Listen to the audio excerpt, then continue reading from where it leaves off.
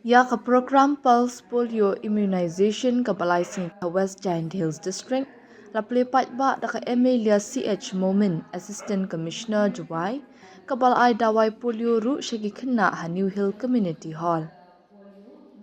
Ka Emilia CH Momin ha ka jingkran kala banjur bawat la kari India kala light na ka jingpang polio house nam arjar kat sound.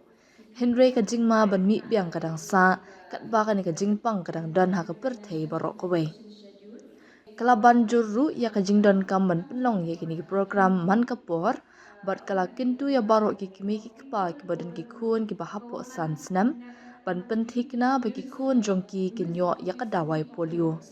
Ka momen kala kerpa ru ikinong shong shnong bat ki kimi ki kpa ban penpriang ya ka jingtip syapang ka ni ka program bat ban kersha ni kinong trei ka koi ke kya bat ki kinhun ai dawai hagapor ba ki le jingo syaki yeng ha ki ni sini banwan.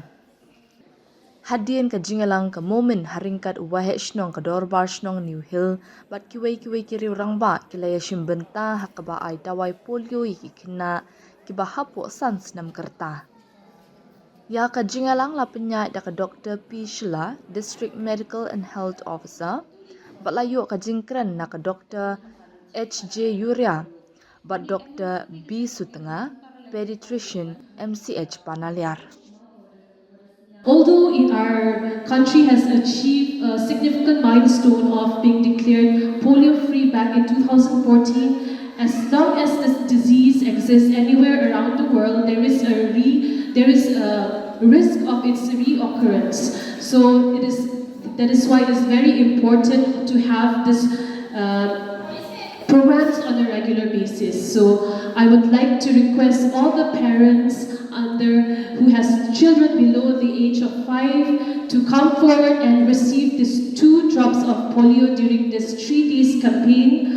I also would like to request the community members, parents also to spread this message of this program and also to support our healthcare workers, our vaccination teams during this house-to-house visits which is due to occur in the next 2 days. Kini tok mangga ki dak kitchen yang ganiga paralytic polio. Kini eman sekawi kejait ongi non paralytic polio wan. Kini wan tok man kawrap duna kejak ye bani ganiga paralytic polio. Ki kena ki wa yo eka ye ki am dak kitchen kam wa ingdo melumela kejut redang kejut dok kejut phat ki kam jole am gi ka prai le ne penihar ka wa melumela. Tele am kami ikani ka vaccination yo ni polio ne bha kamada tibit kamada man ki kerja kejut virus ro em dawai ada yo ki khanyong ikani ki kejut polio em dawai wo sumare ki te daw am kami ikani ka jingada ko manga polio vaccination.